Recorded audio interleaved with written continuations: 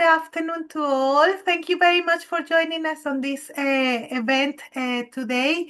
And super excited to have Max joining us as our speaker on Incentives Must Go Beyond Financial Rewards, which is a very interesting topic in the turnaround field. Um, Welcome. It's just a little bit of housekeeping. We are recording this session for training purposes as well as for marketing. So if you're not happy for your picture not to appear in any of the posts, just let us know after the end of the recording. The recording will be screened in YouTube, and we will be using some of the shorts as well to screen in LinkedIn and the social medias. So any questions that you have, please put them in the chat box. And this is an open session, so please do, if you have any questions, please do raise your hand or just put your questions in the chat box. Quite happy to actually go through it when the speaker has the window. And this is again is just to do with the disclaimer, so a quick read. On the next slide, Helen, please, if I could. So just those joining us who are not aware of the EACTP, we are a growing independent, self-regulated professional body. We specialize in training and education on the field of turnaround. We have our free core business focus is education. So, and we do this through the CTA course, which is analyst entry level, a postgraduate entry level into turnaround. Then we also have the CTP, which is for seasoned professionals already practicing in the discipline, and they can get accredited via two paths. And we also have the corporate membership, which basically encourage those employers investing on the talent and training them on the turnaround field. We also have professional development and collaborations within the membership and our community. And one of the initiatives is this masterminds, which counts towards the continued professional development points that we as professionals have to keep abreast with what's going on in the both technically and environmentally within our industry. And the next slide, Helen, please. You can find us on our these channels.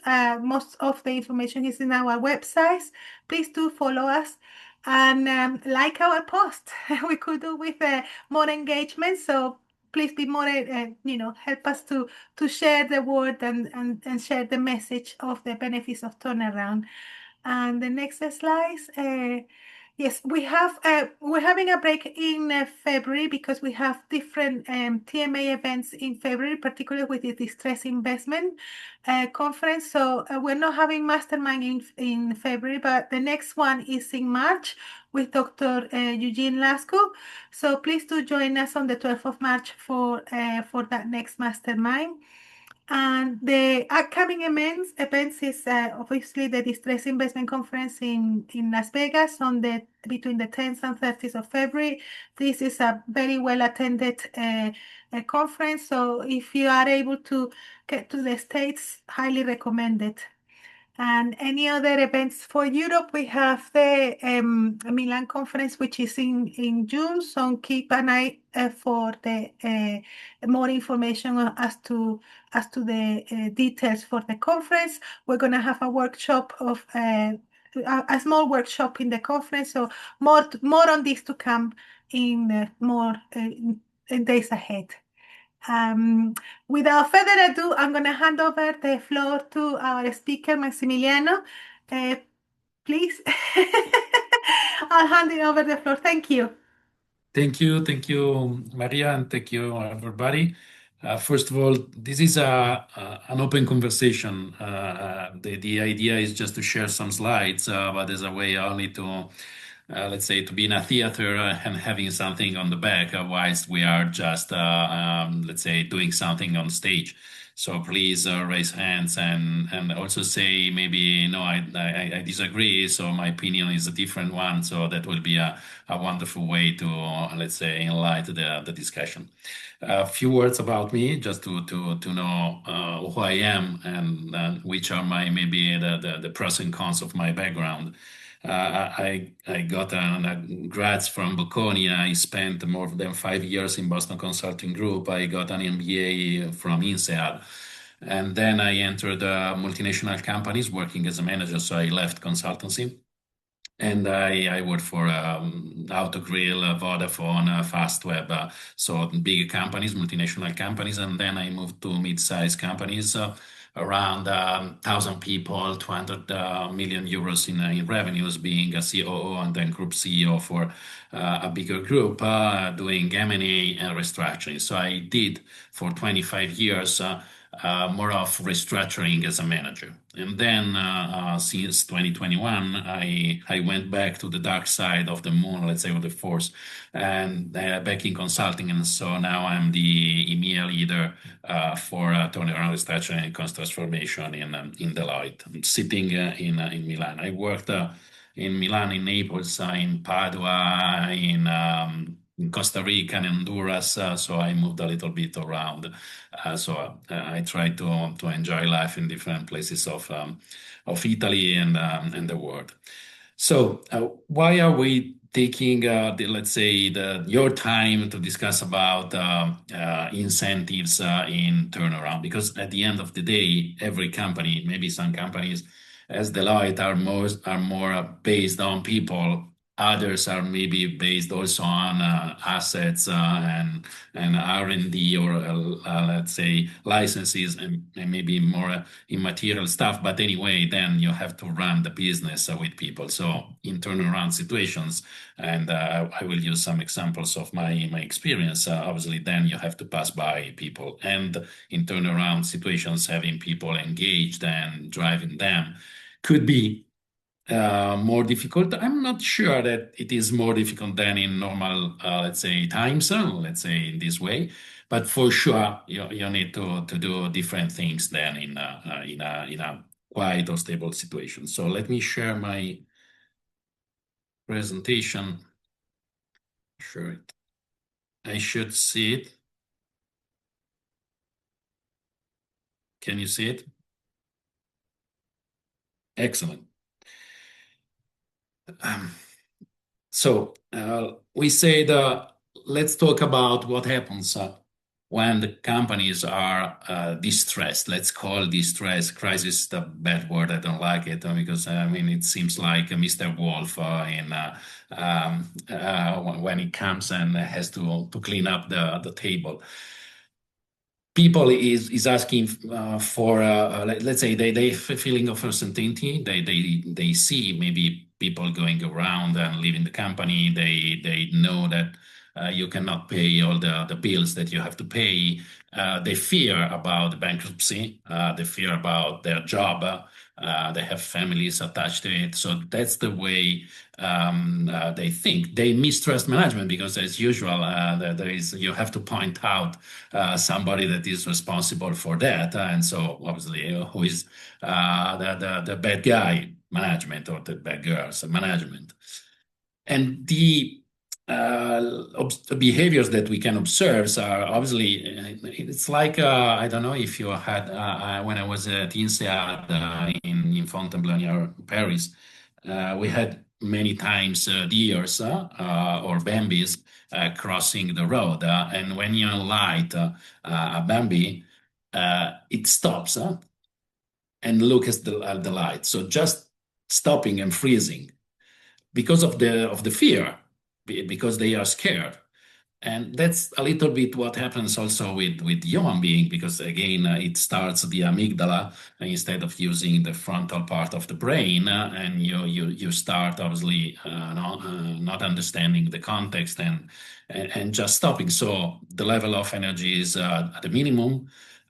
Everyone is trying to, let's say, to save herself or himself. So again pointing the fingers against the others, and they become obviously risk adverse because they fear and they feel that there is already a high risk inside the company for the company survival, and then obviously they they're even more risk averse, and usually we are risk averse as the psychology already shown us in many different ways, and in economics, and that's super well established. So that's the situation, and we have any way to jump in. It's better if we can jump in. I had the luck of jumping in companies. They were distressed, but not because of me. Or let's say I cannot say that I would have done better than the previous management, but at least I was called in to fix the situation after that the crisis were already declared. So that's obviously a help because you are not pointed out. Maybe you are pointed out as the next one that will come and then vanish in a while if the crisis is really a long-lasting crisis. But anyway, that's something that gives you a little bit of fresh perspective to do different things. And which are the different things that we can do? Well, basically, first of all, we need, and this is a, let's say, common receipt, but it's not always the same, because in some cases you can have people that don't care about too much because maybe they are rich in their family, or they are more attached to the company because of the for example, we are just now ending a project in consulting and advising a company that is in the, let's say, art business, let's call it in this way. So where the emotional attachment to the stuff we can imagine in museums or art crafts or other things. So that emotional belongings is still there. Sorry, this is somebody that is big clock knocking on the door. I don't expect anybody. Sorry for that. But I have to open, sorry. No problem. Thank you, Tanya. Thank you, Max.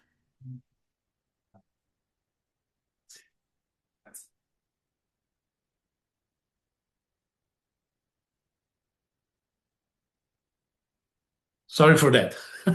That's the things that happen when you are in smart working. Really sorry. So again, I was saying that you have to understand which are the feelings, because sometimes there is detachment, but sometimes there is no detachment. So maybe the problems are other. So I'm saying here basic stuff, but then you have to dig obviously and understand very well which is the situation of the company and of the single person. That is something that will come over again. That is, let's understand each person and manage each person personally, because they want to be that. They want to understand if there is a direction, if there is an end goal. The people is not against change, in my opinion. The people is against uncertainty. It is against the end goal if it's not a good goal. They are not against changing or doing things differently. Then they need security. They want to be assured that there is something for them to work for. And they want to be recognized. Anyway, in this mess, you have to invest a lot to feel that they are not alone, because that will drive them a positive behavior against the people that is speaking. I had unfortunately, the task of firing. I had a team of 110 in one of the company that I was telling you I worked with, and I had to fire 48 of them. And I met 48 people, and I managed 48 people personally. And it ended very well. Well, in the situation, obviously, in the context, because I treated each of them as a person, as a specific person with different needs, different behaviors, and different options in their life. And that is something that you have to bear in mind. And then, obviously you don't have the money, but in these cases, it is not the money what they are looking for, because they already know that the company is, in crisis, a liquidity crisis. So let's use other levers. It is not giving bonuses because you don't have the money. It is about different things that are these ones. We have to work on purpose and direction. I'll touch the four with one really clean slide for each. So purpose and direction, safety for them, recognition and belongings, they need anyway in every company. But when you have a distressed situation, you have really to be a super performer. You cannot stay stable. And then you can also have growth paths. Let's see each of this one. Purpose and direction. You have to have a plan. And if you don't have a plan, at least for the long run, because you're still in the situation of understanding, anyway, there are always, hanging fruits you can touch and get, use them. When I was in another situation in which really we had we were losing more clients than the ones that we were getting in. And out of the 7, let's say, KPIs that we had to reach, 6 were absolutely super red.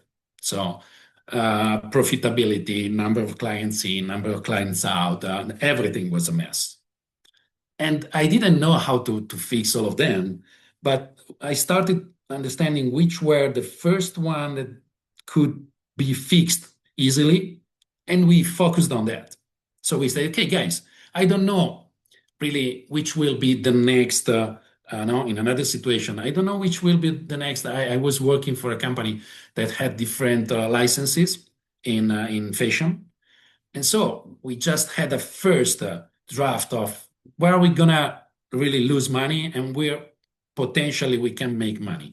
So start from that. I don't know if we will be able to enter into new licenses that will boost the revenues and so on. But at least start stopping losing money and having that issues, or maybe renewing that with the second step, the ones that are profitable.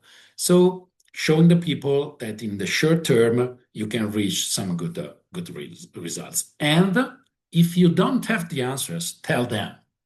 So you have to have a plan. So if you don't have any clue, don't show up, absolutely.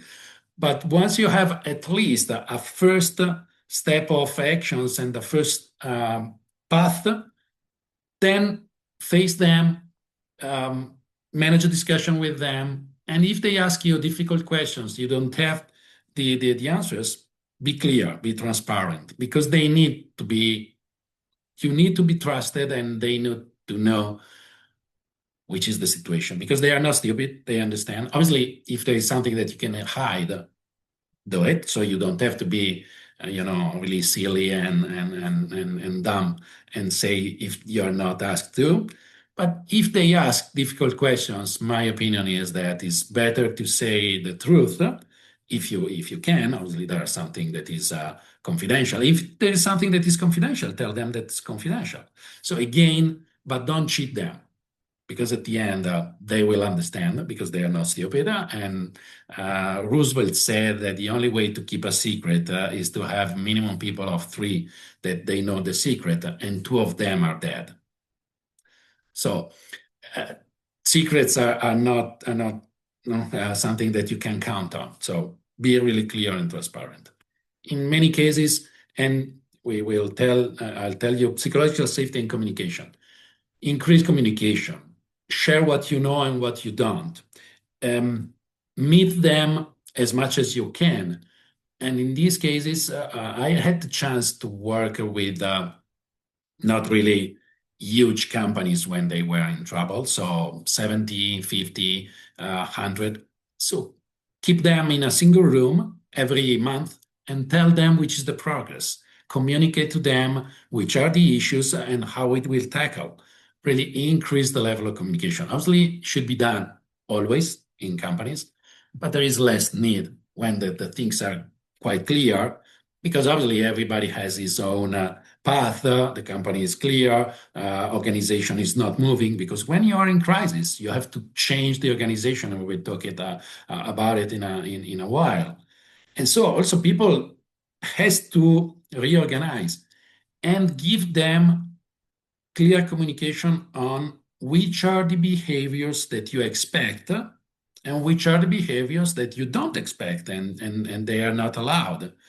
And use always the rule of you can prize in front of everybody, and you can, let's say something, bad in front of people in one-to-one situation. So communicate a lot, give good examples. I remember when I was in another case in which the company, it was in Costa Rica, and we had to change many things and to vanish some organizational layers, and so to reshape duties, responsibilities, activities.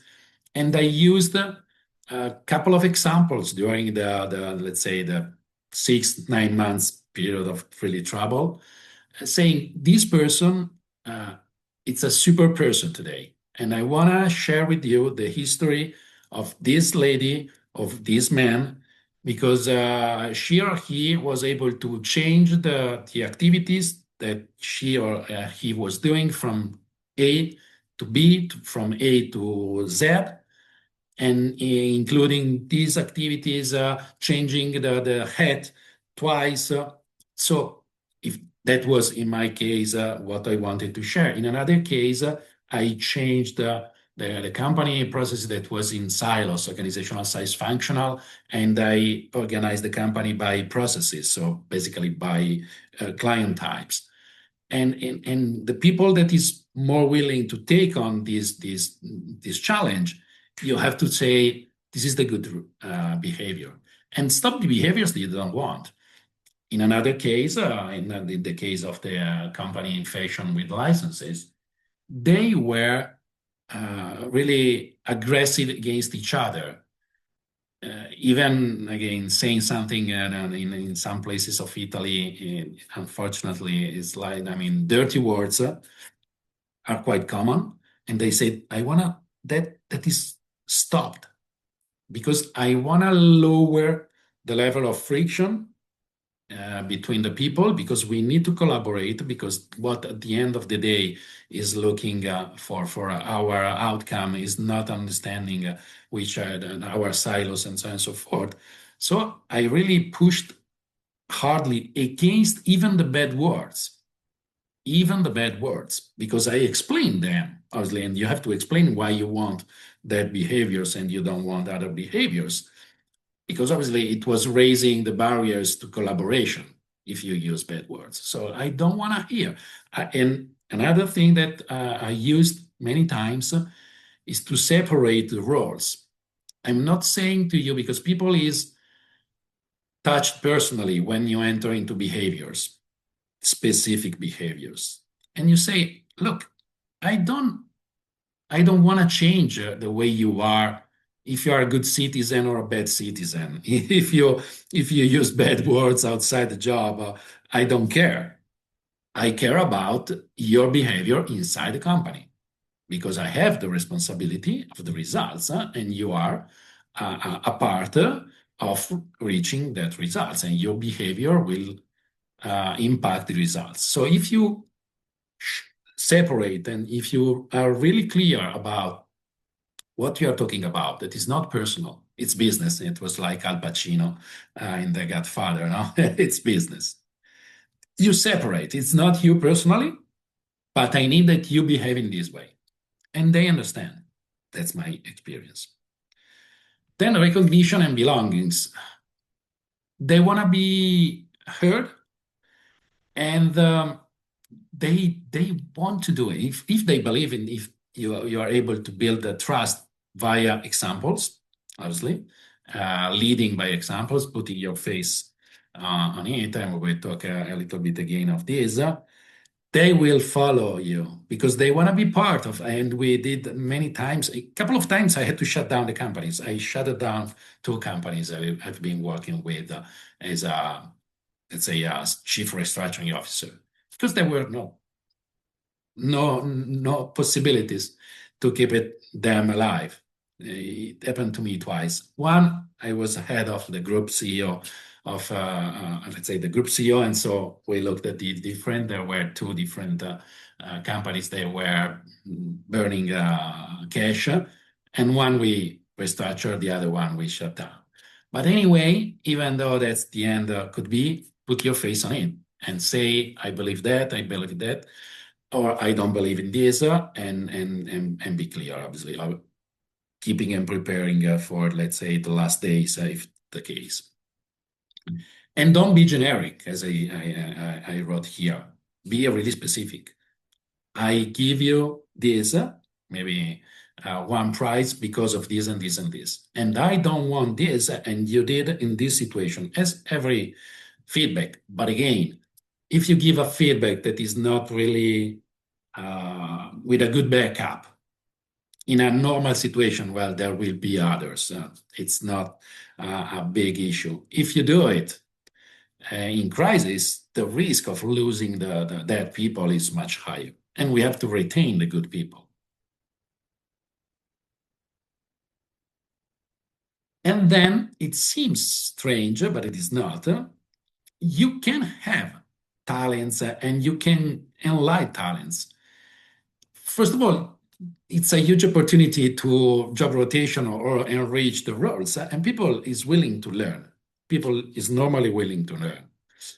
And then you can also enlighten talents. A couple of times I had, because maybe somebody was not willing to change, and that is the case in a few cases, or the people was not at the level that I wanted, so I had to change. And so sometimes you can just take out the people from second line and promote the first line. You take a risk, but you have to take risks because you are in a distressed situation. And it's wonderful. I had wonderful examples of people that was tapped by bad bosses.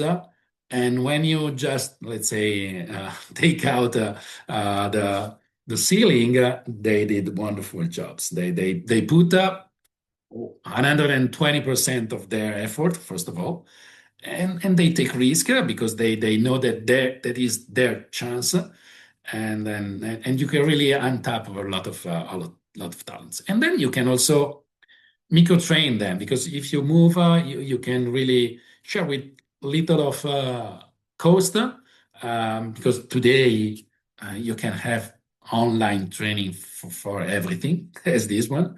And so you can give them also these resources or share your own experiences. So these are the 4 areas that, in my opinion, you have to touch. And which is a little bit of the, let's say, a framework to remember that. Give them safety, that is via communication, via the plan, first results, all these being recognized. Give them ownership, that you are the owner of this change, and I have the ownership of putting the face as a CRO in this situation. I'm with you because I will be successful if you are successful. And they understand that because the interests are aligned absolutely in these cases. And finally, give them a meaning for, that is, rebuilding the company, having good clients, coming back to have promotions and salary increases. So they need the purpose, and they are looking for that. So that the S.O.S framework is something that now remembers all these areas. Finally, we have to keep the good people and retain and motivate. Remember that is not the company that is dead, because the companies are made of many different things, but it is the uncertainty. So try to vanish the uncertainty out of the table. Use non-economic incentives, as we were saying, maybe promote people, share good examples, change the culture, change also the feeling. So also try to have fun.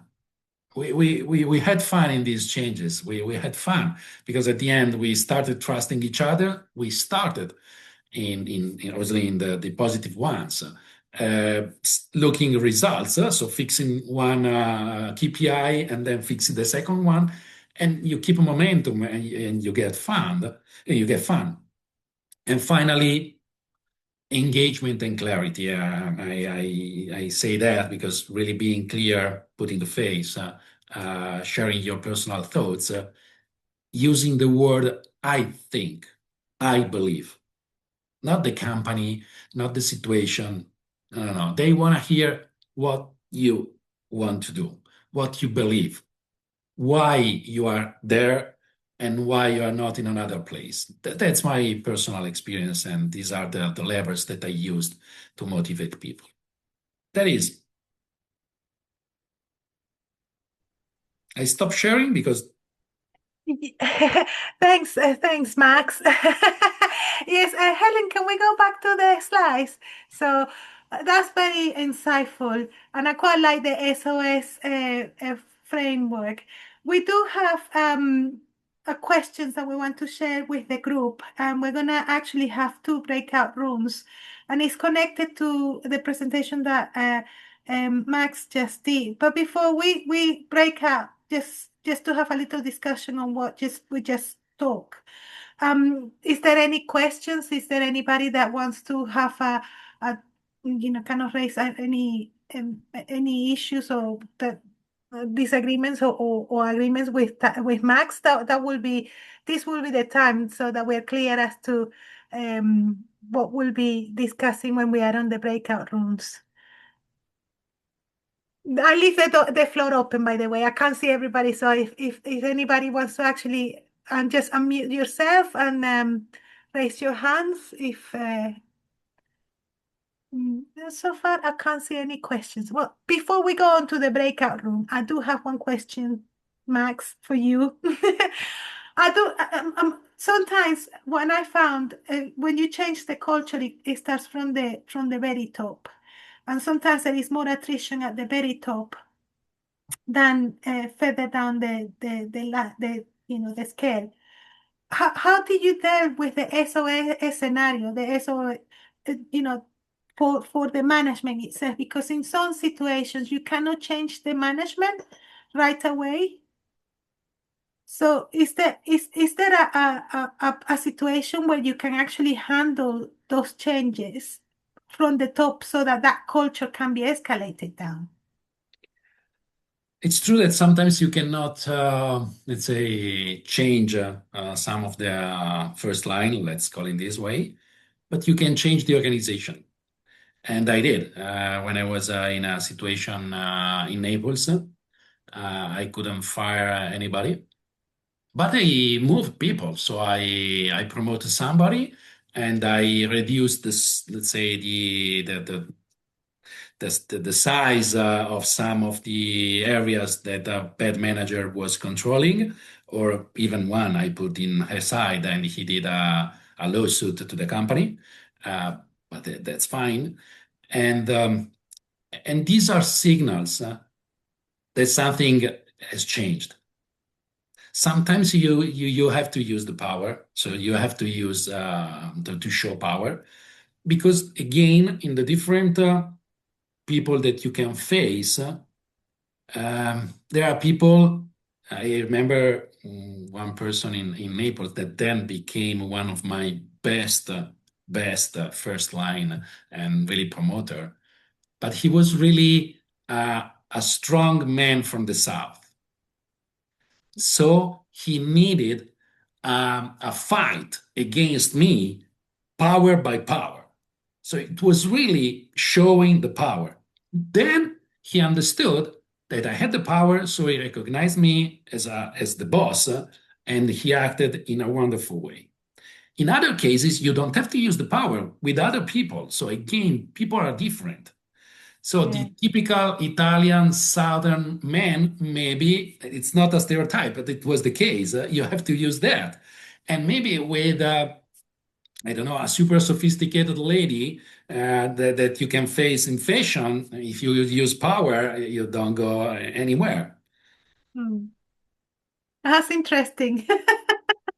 Very interesting. Thank you. Thank you, Max. But we're gonna go for the breakout rooms. Helen, will you share the questions for us to discuss? We're gonna have two breakout rooms, Oh, and it's basically shared experience. And the question is, when money has stopped working as a motivator in your turnaround, what actually kept people from leaving? And that's quite an interesting question to debate. We're gonna have 10 minutes, 10, 15 minutes to discuss the question, and then we come back and we'll discuss the questions as a group.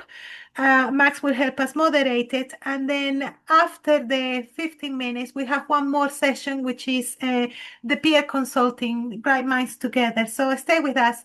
We won't be long. Helen, we can open the breakout rooms now. We did have a really good conversation, and I'm gonna let Alfonso to tell us his experience within the different which is quite interesting, the incentives that they use beyond the financial, based on Max's presentation. So, Alfonso, the floor is yours. Yeah. Hi, nice to meet you all. Just a brief introduction. My name is Alfonso Sanchez, and I work in Mutares as an associate director in the Spanish office. So I've been involved in several restructuring projects in the last 3 years. So it's great to join this kind of meetings to get the point of view of other professionals regarding very very relevant topics. One of some of the topics that I was mentioning to Maria is that well, first of all, Max, I fully agree with the points that you have raised. I think that it's key to provide the security and the guidance to the people to ensure that they are on board, right? And that feeling of ownership and to be on the same boat as part of the turnaround is key for keeping them alive and executing the work that they need, right? It's super clear. We were also discussing that, at least in my experience, the external factors are also quite relevant, right? Because in one of the restructurings that I was supporting, the market industry was not asking for the profiles that we had in the company, right? And they already had very good salaries. So let's say that as part of the restructuring, the focus on this S.O.S was not, let's put it this way, that high, because we knew that their chances were much lower, right? While in another of the projects where I was working in the fashion industry in the Netherlands, it's completely different type of profiles. The salaries in that industry, as you may know, right, Max, is not that high, right? Hence, the possibility of them moving, and hence, for us to focus on that S.O.S approach is much more relevant. So we definitely have to leverage quite differently these topics depending on the situation of each of the companies and on the culture and the different background that the people have, right? Because some people might be looking for more security and some other people might be more focused on the growth, right, within the organization. So it's very interesting. I think it's a very nice exercise to do because there isn't a clear solution that can be applied for everybody. You have to customize it and you have to understand the person to to get from them what they are looking for. If they are looking for the safety, if they are looking for the growth, or if they just want to leave. And then I mentioned to Maria two initiatives that I've been implementing in the last restructuring, which are slightly financial. So they have a relevant financial impact for the employees, but not that relevant for the organizations. Which are, the first one is, nowadays there are several softwares that are able to provide the payroll in advance without meaning or representing any cash exposure for the organization at a very limited cost. And depending on the industry that you are working on, as of now, I'm working in a company with a lot of blue collar workers where they have that need. That's a very relevant point, that despite it's not a higher cost for the company or is marginal, it has been very interesting because the commitment of the people, and also for them to see us as the new stakeholder, not just the one that is going to do the turnaround and eventually some firing, but also caring about the people that want to stay has been a very interesting approach. And then the second one is also for a very limited cost for the organization to encourage people to maximize the tax benefits that each of the country provides. So, for example, here in Spain, and I am aware that in several other countries, right, you can have restaurant tickets and you can have your insurance at a, well, right, it gets deducted from your tax base and so on. So encouraging, again, those kind of plans for a either zero or residual cost for the company through a very basic software. It has also been or it has delivered a very positive result. Again, I mean, it's not probably out of this topic. It's a bit out of this topic because it's at the end of the day financial. But I just wanted, I was just sharing it with Maria in the break in our one-to-one room. One-to-one room. Thanks, Alfonso. Thanks, Alfonso. It's a couple of things. First of all, Alfonso, thanks a lot for the sharing, and send my hello to Constantin Terzago, obviously, and happy to have you here. Two things. You're absolutely right. Differentiate. Each people is the same, but remember, I saw CROs, and I can tell you that I was in a situation in which we were called by the banks because the CRO are nominated by, let's say, the shareholders was a little bit tricky, in which the CRO was coming to the distressed company in a Ferrari. I have seen similar things. Yeah. So it seems that we are saying silly things, really not dumb, but it's not that. Yeah. Because I saw, I mean, anything in and if you can share that system in which you can have somebody paying, if I understood, somebody anticipating for the payroll, if you can share it with us, because I don't, maybe other colleagues they know, but I don't know the name, if it's possible. Yeah, of course. The solution is, it looks like I'm a sales representative because I bring it to every single restructuring that I do. I think that the sales guy is super happy with me. They are called Payflow, and they have this solution together also with the tax benefits portal. I believe that as of now, they only deploy this kind of service in Spain because at the end of the day, there are several legal restrictions to deploy it somewhere else. But it's very interesting, surprisingly cost efficient, let's put it this way. And it can even represent a cash improvement for the company, depending on where do you regularly tend to pay, right? Because if you pay on the 20th of the month and with this, you are able to pay those. Payflow. Yeah, Payflow. Payflow, yeah. Already took note as well because that's quite handy. And it's I'm pretty sure that as of now they only do the service in Spain, but hopefully there is something similar somewhere else. We will open a subsidiary in Spain and then put to the people in. There you go. Joking. Thanks a lot, Alfonso. Cheers. Anyone else wants to share their thoughts into the question? Avik, I see about you're here as well. Audrey? I was with hi Maria. I was with Avik and Audrey. Maybe Avik or Audrey, you want to share the discussion, the points that we discussed, the thoughts? Yeah, I can share, sir.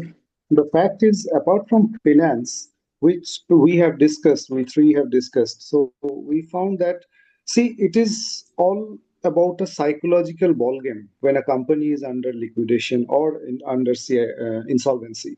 When you want it to bring it to the first track mode or something in a profitable situation, from loss-making concern to a profit-making concern, it goes without saying that we need the existing people. If you bring new people on board, it will be very difficult. So definitely the existing people has to be kept. So now the fact remains that how they will be motivated to work for the purpose or the goal of the company, which is led by promoter or investors. Now, there remains the main issue, that is the psychology as well as the cultural aspects. It varies from culture to culture, geography to geography, how you need to motivate that particular group of people, in which income level they are they are representing their line. Suppose the way how you will be dealing people who are earning maybe $1 million in a year, and you're dealing with those people who are typically labor class, earning very less, having very small savings on month basis. Your dealing has to be different. So that aspect has to be taken care of. This is one portion. Second is, we have to that has to be taken care of in accordance with that particular company, with its employees, with its employees level of earning and all. Second portion which we have discussed, that is the company's goal should be projected in front of the employees in a way so that they feel motivated. Maybe the company is not working well today, but tomorrow it may work very nicely. Even we have this kind of examples. Even since I am from India, I can give you one example. Probably Tata Motors. Once Tata Motors wanted to sell their own company to Ford, and later on, time came when they bought those models from Ford. And they are one among the leaders in India and outside India as well, in automobile segment. So it will give the employer pride that if their companies are turning around. Secondly, the employees should be attached to the policies and change making process, so that they will understand how things are moving and in what direction things are moving. And one important portion which sir also mentioned, that was regarding that, employees should be kept in a way so that they feel motivated, because they are also getting some ownership in the task. Team playing level field should be there, so that people are also connected to the scope of work. They will feel more active, they will be more energetic to work. Maybe they will work more if the goal is appropriately produced in front of them. Sir, if you have anything to say in addition to what I have mentioned. Maybe Audrey, you want to add? Yeah, I can add Avik already mentioned most of it, but I can add that I think most important thing for the employee also maybe for the growth, the learning curve for himself.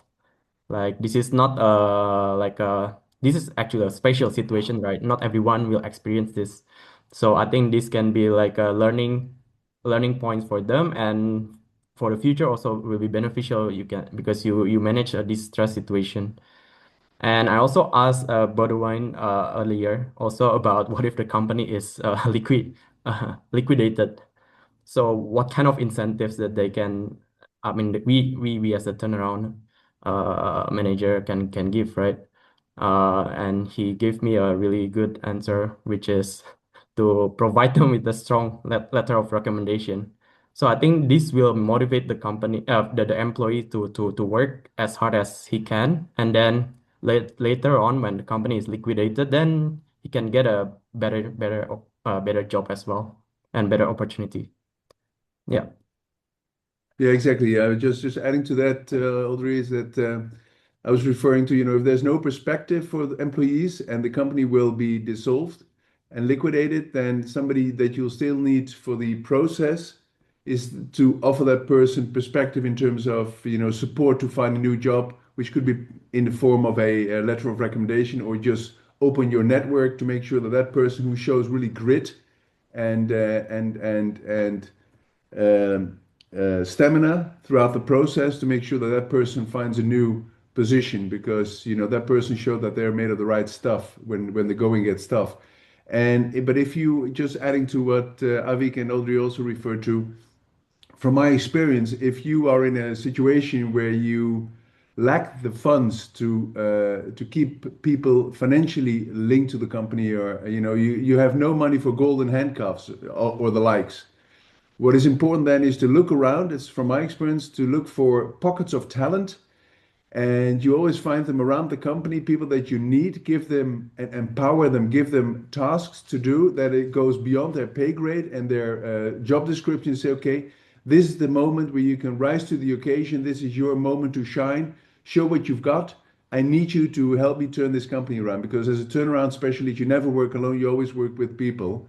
You do it as a team. And if you find people that are motivated by the perspective of being part of something special and unique, which is a fantastic learning experience, whatever they'll do afterwards, but if they are part of this, that is a very strong motivated. So you give them a purpose and also perspective, and the unique opportunity to sort of get a learning curve which is close to an MBA in a couple of months, right?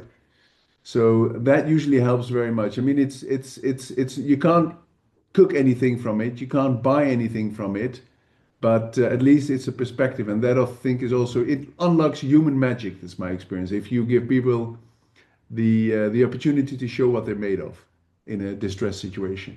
I don't know if Max, if that's your experience as well.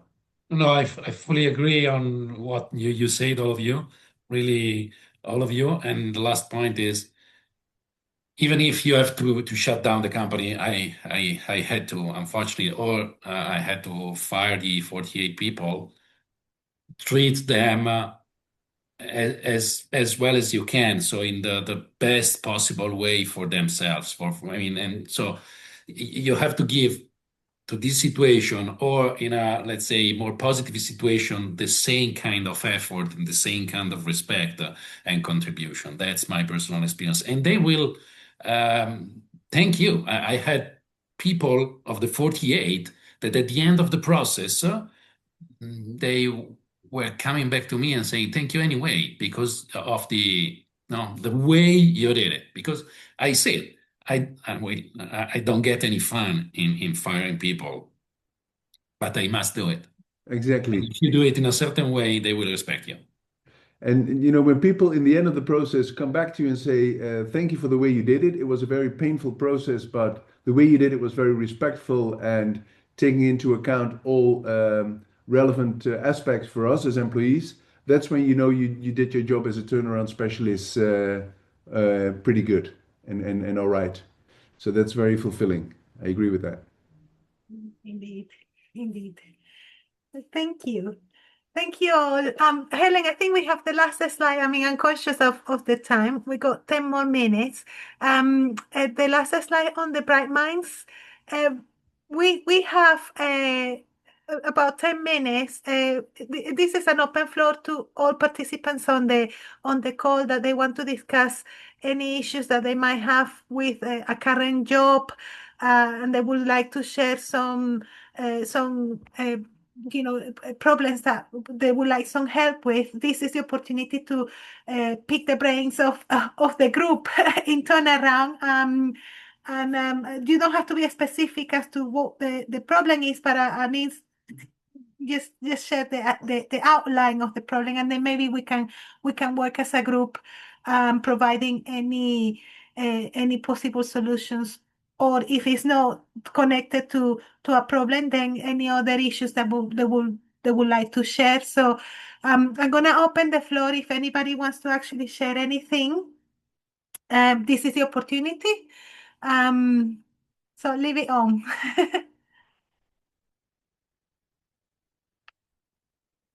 Helen, I can't see anyone, so we can actually get the slides down. So thank you. So I guess nobody wants to share anything. Well, I do.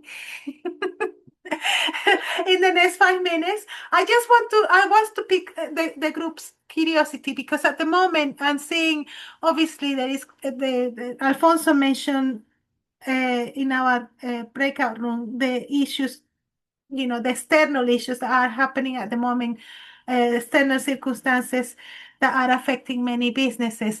And it's quite interesting time that we're living at the moment, because we have the geopolitical landscape is very volatile at the moment. We have Venezuela, Greenland, Gaza, Ukraine, Taiwan. I mean, it's a combination of things going on, and the biggest one that are affecting businesses are obviously the tariff. Particularly here in the UK, I'm starting to notice the high price for the materials as well as consumer goods. And I just wanted to ascertain what was the group's experience in their own jurisdiction.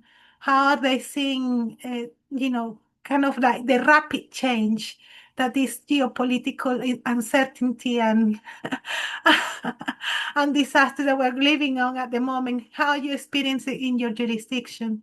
Anyone will be happy to share their thoughts?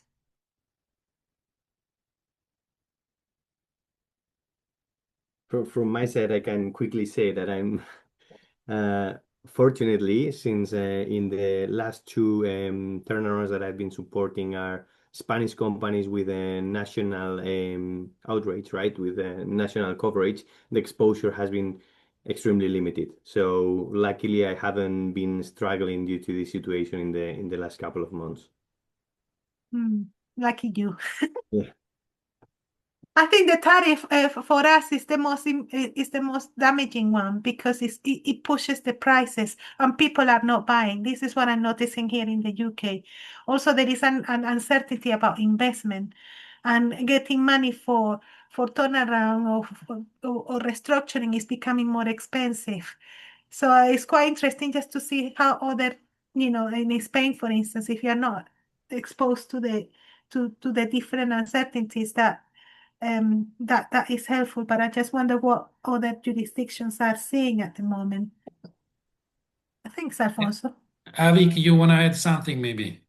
Yeah. Recently, actually, I've come across one client who was into manufacturing of printing machineries. So I found that the company is not working very bad. They are earning profits. They are doing well, more or less okay. And actually, I was supposed to find investor because somebody wants to sell their share, 26% share. So while scouting for the same, I asked a couple of people that what is their actual performance. I mean, in terms of operation, in terms of their products visibility and all. I mean, whether the quality was good or not. That point of time, one person told me, I mean, they were also consultant to this kind of companies. They told that, see, we also buy this kind of machines, printing machineries from various companies, including this company as well. But the issue is that the Indian companies, I mean, their quality is good, that is okay, but probably the machine which will cost me 100 rupees, the similar kind of machine I'll get from Chinese market, Chinese machines are available in 25 to 30 rupees. And they're also working more or less well for maybe for next 5 to 7 years. Might not be that longevity it will have. Now the issue remains that the relationship in between during 2020 COVID period, there were certain relationship gap between Indian government and Chinese government. They banned couple of things in India, but later on, probably because of the geopolitical relationship, they fought. They found that probably keeping relationship with China, I mean, they should not disturb the relationship with China. Probably the machineries imports will be continued. Now, keeping in view the larger geopolitical, relationship India, China, Russia, so that this will be continued. Now, the difficult portion will be for this kind of companies who are sustaining nowadays, but may not be sustained in future, if the small companies are sourcing their machines from this kind of Chinese machine. Because what will happen, your project cost will come to one fourth or one third probably. So that is a difficulty. I also want to know if you guys are facing similar kind of trouble in your geography, how you guys are mitigating those for your clients. That's interesting, Avik. I'm actually having that question myself. How do we mitigate, particularly the cost of here in the UK? We don't manufacture that much stuff these days. It's mostly the financial services. Services is more the economy is driven by the service industry, but those on the manufacturing sector, we do have restrictions, particularly now we're not only outside Euro, but also we have the impose of the tariff, which makes material quite expensive. And then the UK is already an expensive jurisdiction to work in. So I am having struggles myself as to how do you mitigate those and creating relationships with jurisdictions where you are actually have cheaper raw materials to acquire you still have to go through the shipping process and you still have to pay the customs to bring it over. So there is more risk. I have to say, I'm running out of ideas, which is quite interesting because you don't. In addition to that, I believe you are having that carbon border adjustment mechanism, CBAM. That carbon taxation will also be added. Yes, That we will do. also be an additional. Yeah. It's not an easy time to trade. No, and plus the carbon emission. Yes, it's challenging, but that's what we are. It's very interesting. Thank you, Vic, to share your thoughts. Anyone else wants to share anything else with the group or? Well, that's it. We're almost bang on time. 3 minutes to spare. I just wanted to say thank you to all of you for coming. Max, you know, the presentation today was so great. I love the S.O.S framework. It's easy to remember and it's easy to apply. So I hope you don't mind. We're gonna be sharing that with the, you know, the mastermind briefings. Marinella is in the call and she creates her magics with all the masterminds. So I think it's been most insightful that you share the 4 pillars for the non-incentive, the non-financial incentive, as well as the framework. And to the participants, a huge thank you for sharing your insights and comments as well. This type of engagement help us grow as professionals and give us ideas, shares ideas, no matter how small they are, like Payflow, for instance. Thanks, Alfonso, for sharing that in the group. If there is nothing else, then in that case, I'm gonna love you and leave you guys. Thank you all for coming, and we'll see you in March. Please do register for March and keep, sharing and liking our post in the socials. Thank you. Thank you, everybody. Thank you, Thanks, Maria. guys. Thank you, Bye Max. bye. Thank you, Bye, everyone. take care. Everyone, bye. Bye, Bye everyone. bye.